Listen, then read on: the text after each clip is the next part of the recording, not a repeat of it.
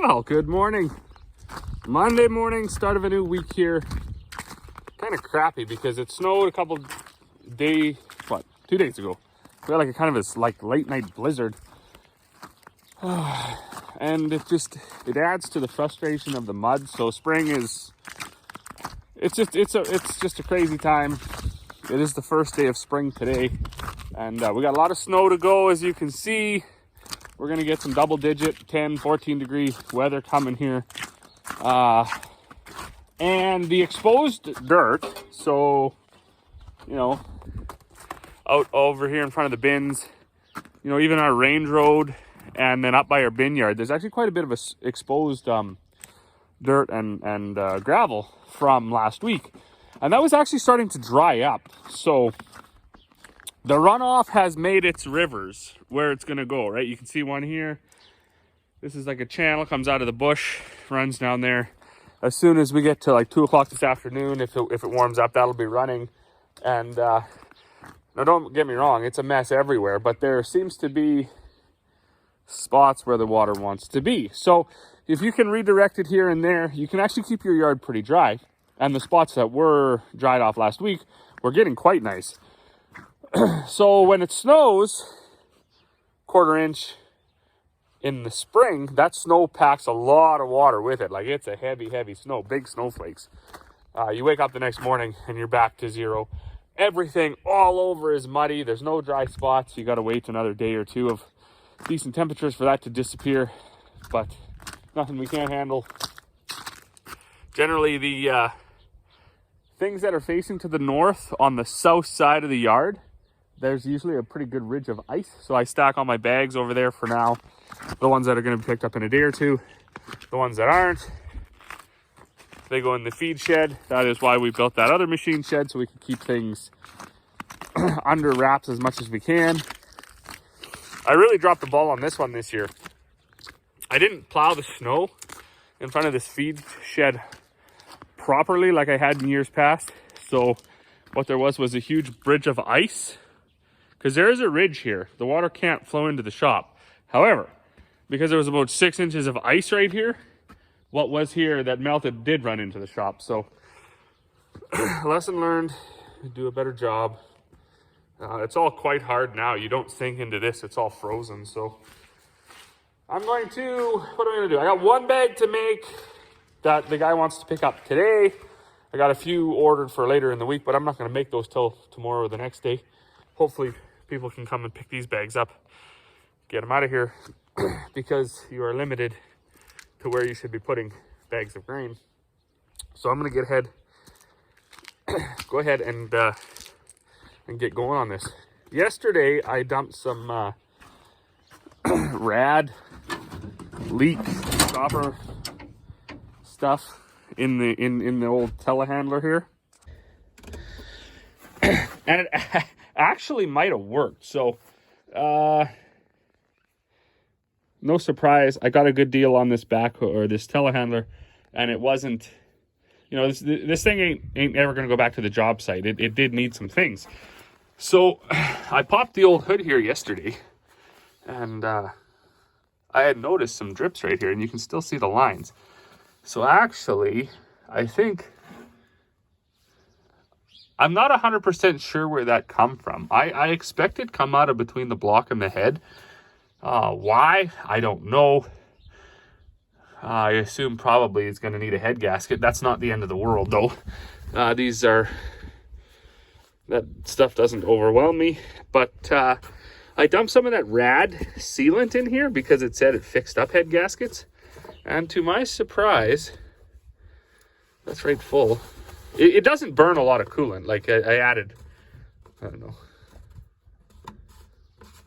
a liter or so in the last, well, since I got it. So But there's no more drips here. This is all from all from the other day. And there's no new drip. So maybe that stuff actually worked. I don't know.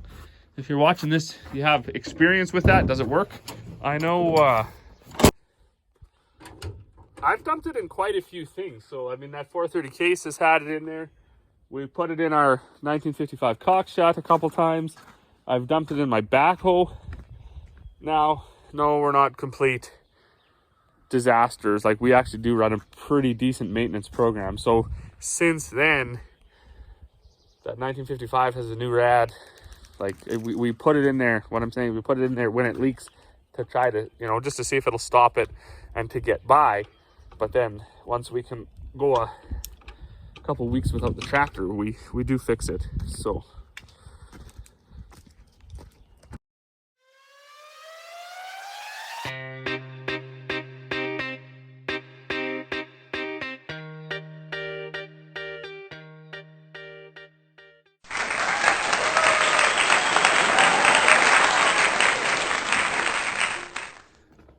all right, so it's undeniable that every farm needs a good farm truck, and this 1972 International is like the coolest truck, definitely that we have.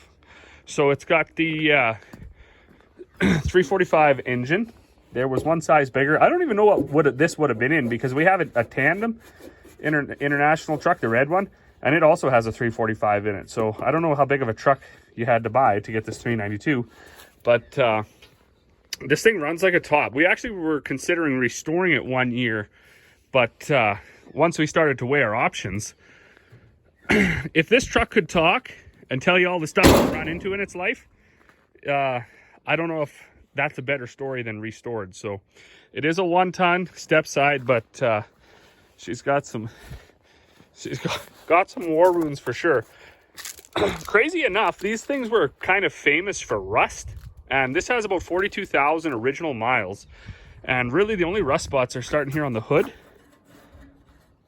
and up around the window. Other than that, despite all of the nicks and dings and bangs, it has survived quite well. So this doesn't venture out of the yard very often. We do haul fuel to our tractors in it, but fortunately for us, with the massive crime spike we've seen in the last 5 years, we have to bring the tractors home every night anyways, or else you'll get there'll be no batteries, no fuel, no radios, and generally damage to the cab. So we just bring them back to the yard every night. So it doesn't even really haul fuel much anymore. We had it full of miscellaneous tools in this box here. Yet again, with the massive crime spike we've seen in the last few years, we haven't been able to store tools in it because this thing sits outside, and if we did that, they would all be gone. So hopping in the old girl, we did do the seat,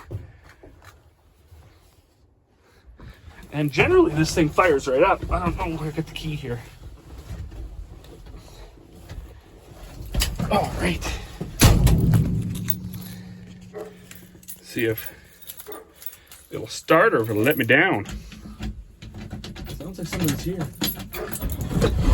Oh yeah. I love driving this truck.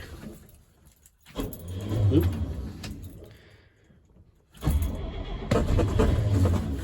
There's a choke here.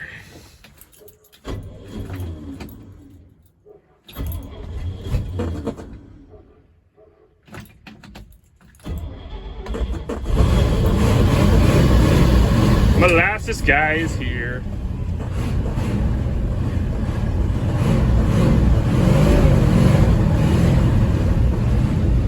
And actually, all the gauges, excuse me, all of the gauges in the dash do work. Totally amazing. Heater works.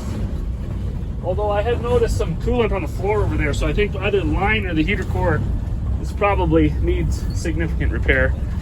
But this truck and the red truck, the Red International, Dad and I kind of like working on them, so they're usually winter projects. But I'm gonna have to let you go here and load this guy's molasses tote. Such a cool truck, such a cool truck. 45,000 miles, I guess, not 42.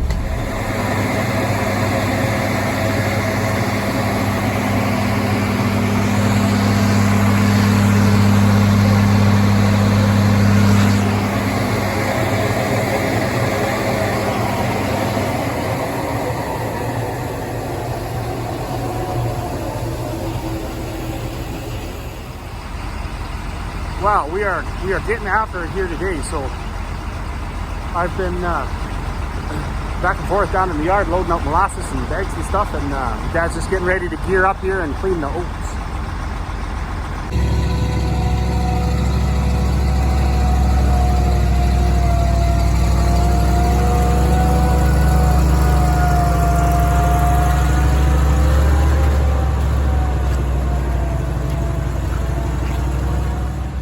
Well, it's a real good thing we don't have to do too much hauling. So we use our tandem because this doesn't get stuck as easy as a single axles. The ground over here is pretty hard. Up there, we just moved those bins there a year or two ago, and I didn't do any prep work. We try not to use them until the summer and the fall, and usually it's not this muddy. So in the spring here, it's a bit of a struggle, but it's not too bad either. So we'll see. We have put a lot of gravel down here. Everyone's like, oh, you don't put any gravel down. Well, no, that's not true. We do put a lot of gravel down, but it disappears. Every year, it's load after load after load, and then it disappears.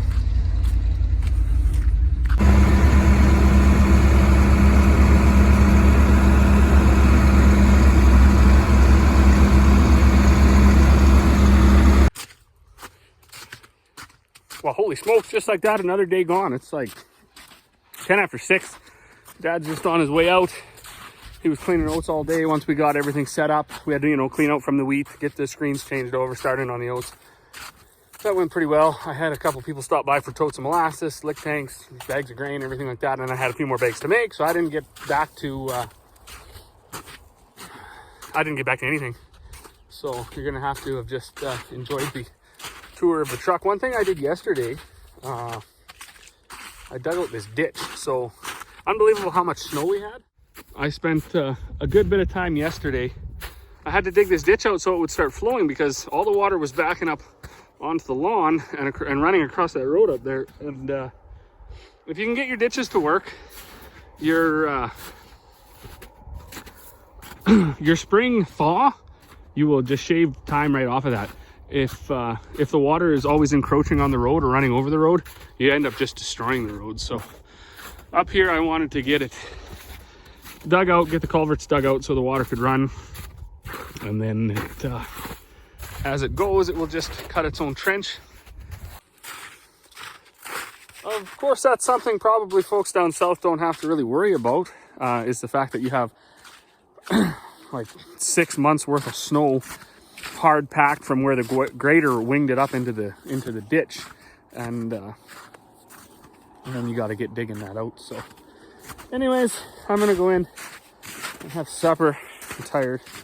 It was an early morning this morning, so yeah, I might get back to that yellow truck here yet tomorrow, depending on how busy my day is tomorrow. But I guess there's really not much to show on that. It's probably everything you've seen in this video already. So it's a pretty cool truck. I like driving around on the farm for sure. But so as always, thanks to those of you who are watching, and we'll see you all on the next one.